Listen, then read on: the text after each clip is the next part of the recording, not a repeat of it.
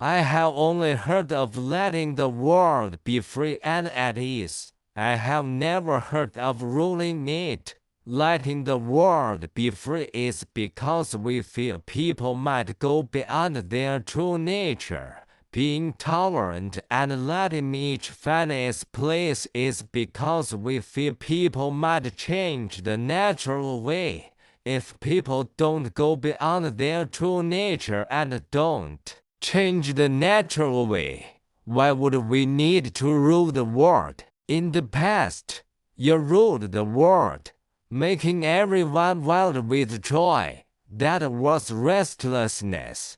She ruled the world, making everyone filled with sorrow. That was unhappiness. Neither restlessness nor unhappiness is the natural human state. Nothing that goes against the natural state can last long in this world. Too much joy harms the yang energy. Too much anger harms the yin energy. When yin and yang harm each other, the four seasons won't flow right.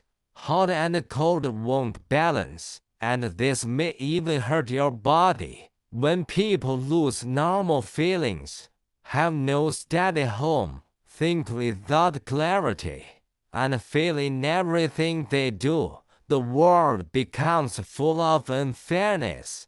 Then different kinds of people arise, from Robert Z to Zhang Shan and Shikia. So even the whole world's strength is not enough to reward all good, nor to punish all bad. Since the three dynasties, rulers have been obsessed with rewards and punishments. When do they have the heart to settle people's true nature and feelings?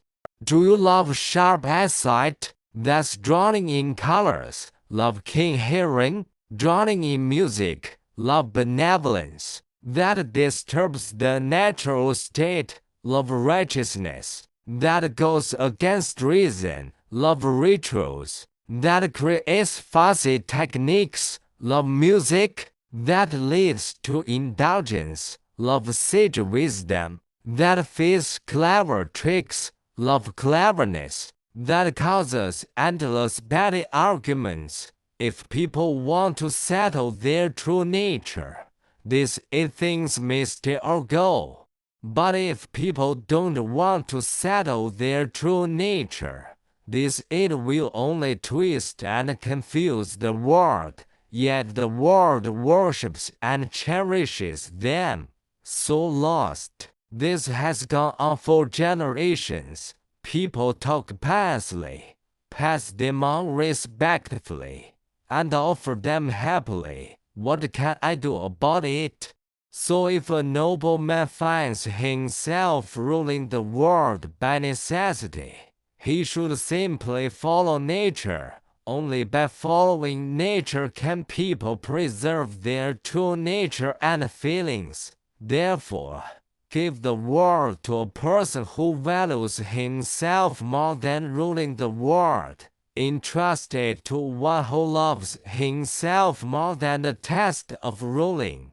And if a nobleman doesn't show off his inner light or display his talent and cleverness, he will stay still while his spirit soars. Be silent yet deeply moving. Act in harmony with nature, and be as free as drifting smoke and dust. Why would I need to set my mind to ruling the world? Kuikuzi asked Lao Dan without ruling. How can we make hearts good? Lao Dan said, be careful not to disturb the human heart. When pressed down, hearts sink. When proud, they rise high. Both states are like being trapped and hurt. Only gentleness can soften hardness. The sharp and exposed get broken. Feelings blaze like fire or freeze like ice. The heart races across the world in an instant. Still, as deep and quiet, active, it leaps to heaven.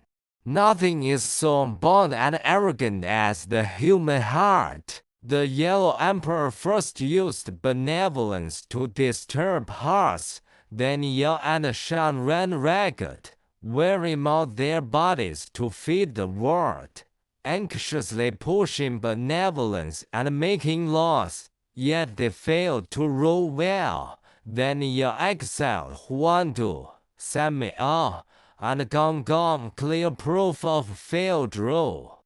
By the three dynasties, the world was deeply disturbed. Below were tyrants like Ji and Robert Z. Above were virtuous men like Zhang and Shi. Confucians and Mohists argued everywhere. People grew suspicious, cheated each other, blamed each other, mocked each other. The world declined. True nature scattered. Everyone chased cleverness, and conflict rose. So rulers used axes and saws to punish, inclines and compasses to control, chisels and malice to torture. The world fell into chaos all because hearts were disturbed. So the world hid in deep mountains, while kings and lords trembled in their cause.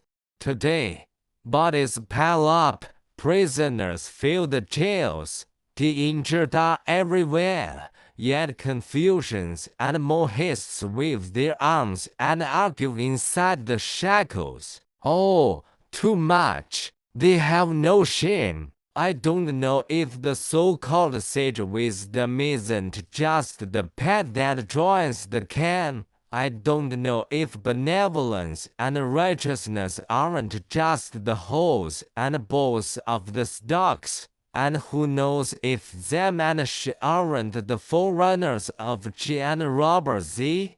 That's why it's said abandon sages and discard wisdom. Then the world will be governed and at peace.